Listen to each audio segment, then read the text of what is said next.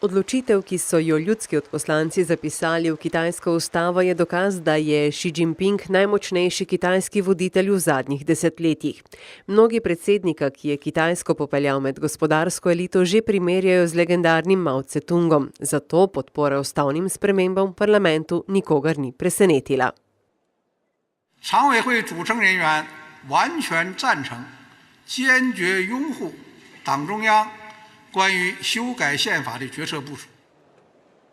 Ustavo Ljudske republike Kitajske je odslej zapisana tudi Šijeva politična misel.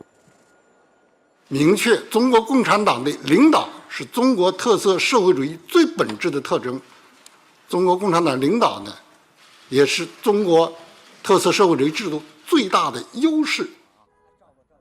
Xi Jinping je svojo priljubljenost in moč pridobil predvsem z bojem proti korupciji in s korenitimi gospodarskimi ter socialnimi reformami.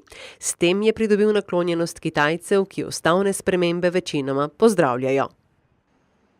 习大大也做了不少为百姓造福的事情吧。那我觉得如果谁当主席能为百姓造福，我就觉得可以一直当下去。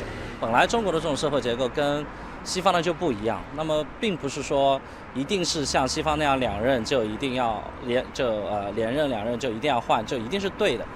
总的来看，我们的意见是说，还是利或者弊是留给后人评说。但就目前来看，至少习主席这一届做下来，我们看到的是积极向上的。 Nekoliko manj zadovoljni so z ustavnimi dopolnili v Hongkongu, kjer spremembe ustave vidijo kot prepreko zbliževanju Pekinga in Hongkonga. 或者有啲更好嘅人，我哋唔知道，咁可以再令到中國或者香港可以更前進一步嘅時候，好似有咗一啲阻礙咁咯，我自己會覺得。